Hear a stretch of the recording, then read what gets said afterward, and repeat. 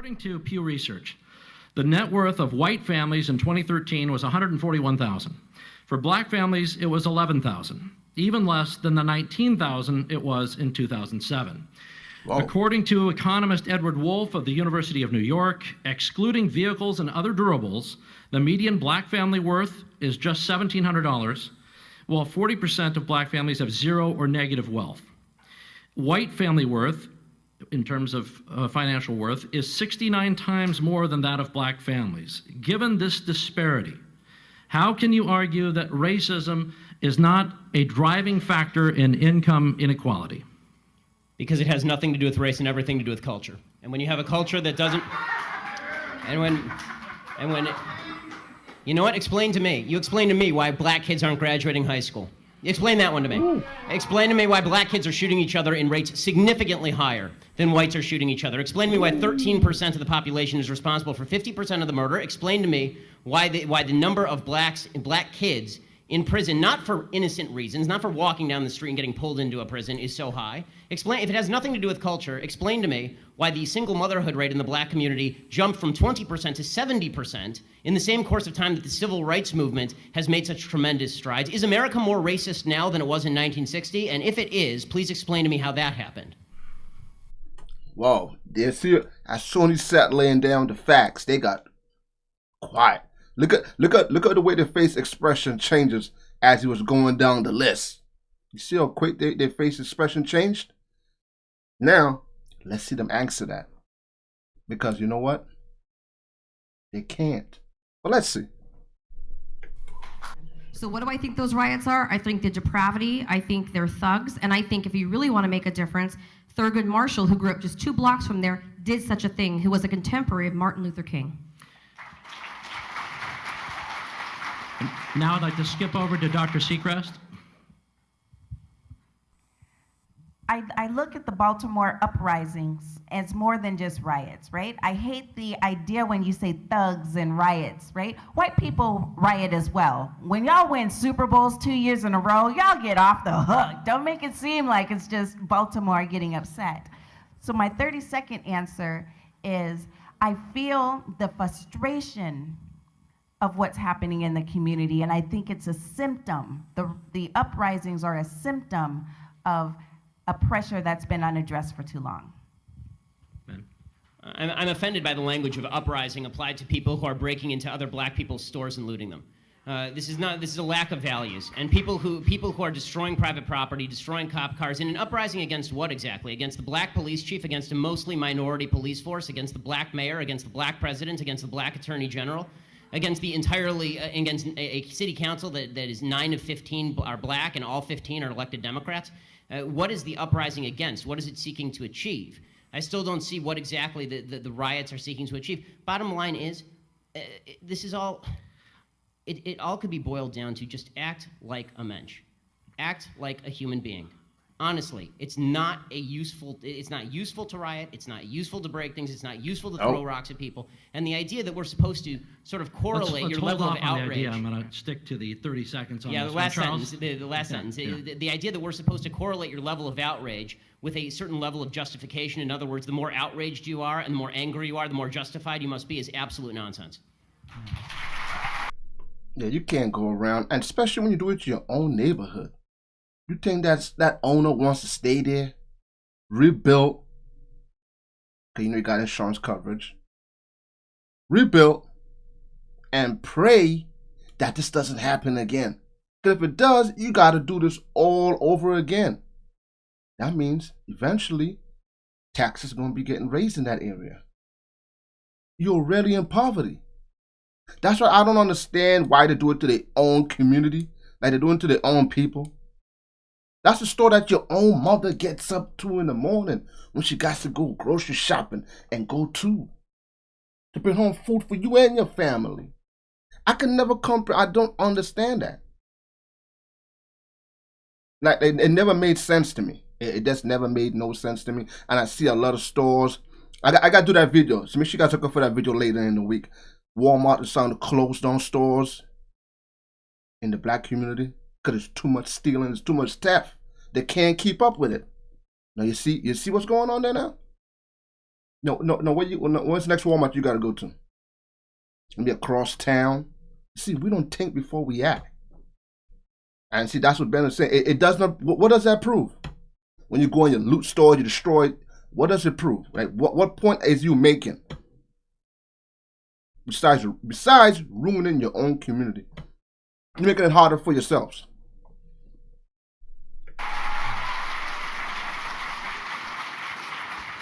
Then, since the issue of disparity has come up a number of times, when does disparity not indicate racism?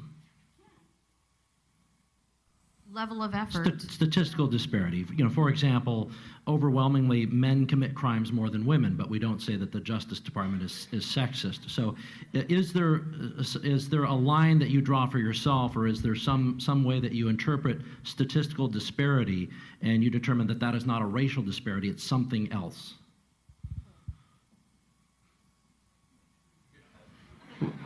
Well, we can return to it. That's okay too. Ben, did you want to? Yes. It's called evidence of racism. When there is no evidence of racism, it's probably not racism. When there is actual evidence of racism, it's probably racism. And the fact that everybody jumps from there's inequality and therefore there is inequity, just because there's inequality does not mean there was inequity. But there has to be racism. You can't say there's no racism. Without evidence? No. I'm just saying that I don't know which animal. Maybe we're talking about about dogs or something. I'm talking about human beings, and I'm like, human beings are most likely going to have racial prejudices. I'm just so sorry. I'm just so sorry. I don't know. I don't come from. I come from planet Earth. Charles, I want to ask you a question. So your default is that when there is no evidence, racism is the deciding factor. That is no. I was not saying that. I'm just saying that you're going to have sexists, you're going to have racists, you're going to have all this stuff. I'm just saying that. I agree it exists, but the problem that I'm seeing, and this is the problem with the general conversation, is that there's no solution in simply saying there's racism out there. How does that solve anything? When you talk about there's institutional racism, what does that mean? Show me a law that is racist in intent, and we will agree. Show me a police officer who commits a racist act like we saw in South Carolina, right, where a police officer shot a black man running away and it was obviously unjustified, and I will agree. But you need, the idea that you can craft a narrative based on no racism because it just must be somewhere out there in the ether, that doesn't solve problems for anybody and creates more problems for people because now they grow up in a milieu and an environment where they are told that every obstacle they face is from some shadowy, nameless, faceless group who is out to get them simply because of the color of their skin. They'll never succeed in that environment. Ooh. Hey, Ben always comes prepared. I ain't gonna lie. Everything he does said is the truth because it starts at home. It's like almost like the parents like programming their kids because they were programmed that way to think that way, so they pass it on to generation. Because just like what Ben said. All right, if you get arrested, compare the black man to the white man. You might get more years than the white man. You might. Well, who's to say who put you in that position for you to be in there? No. Grew up in a household, you're always told the last place you ever want to be is in front of a judge deciding your future. Keep your hands clear and you won't have that problem. I had that problem once in my life where I went to jail. And that was over, ex-girlfriend, the boyfriend. Her boyfriend lied, but then she came and she had my back in court and told the judge to drop all the charges because it was not true. But besides all of that, I never ever went there again because I saw, my eyes was open. I was just like, this is not me. I can't be in here. Being in a wall, there's no TV, there's nobody to talk to, there's nothing. So it motivated me to make sure I was never put back in that position ever again, ever. I never went back. That was one night, never. But that's like what Ben said. It's opportunity for everybody. You ever sit back and watch black celebrities and you ever say to yourself, how did they get there? It's obviously they work hard. Besides, we all know the dark secrets of Hollywood, but you get where I'm going. To be a successful black man in Hollywood, and if to be a rapper, comedian, whatever it takes, you got to work hard for it. And a lot of black people in the community don't want to work hard. They are lazy. They want everything the easy way. You ever notice that? They want to sell drugs. They want to do home invasions. They want to rob. They're putting themselves in position to be in a chase with the police. You're putting yourself there. And when something does happen, we got riots. Everybody's in outrage. But nobody sits back and realizes, but wait a minute. The cop tried to pull him over, but he peeled off. He took him on a high-speed chase, driving over 100 miles an hour.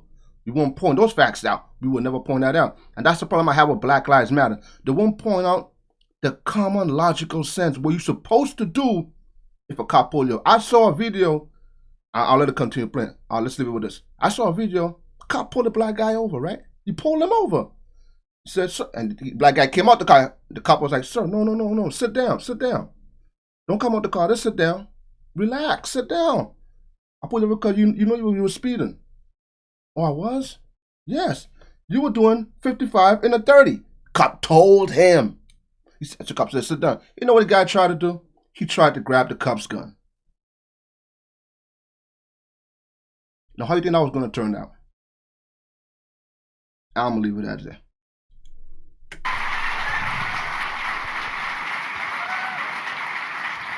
You know, the weirdest thing is that actually in the black home, as I experienced it, really, there is no discussion of racism. Racism actually is a discussion that you actually come out and you face in the public, because it's a real thing that you have to actually expect. I mean, if you're silly and you're foolish if you don't really think that that's going to be there and encountered in the real world. I'm sorry. I don't think like that. But if I'm at home and having dinner with my father or whatever, we don't go, oh my God, this society is so racist as I'm eating my steak, and you know what I mean? Oh, goodness gracious.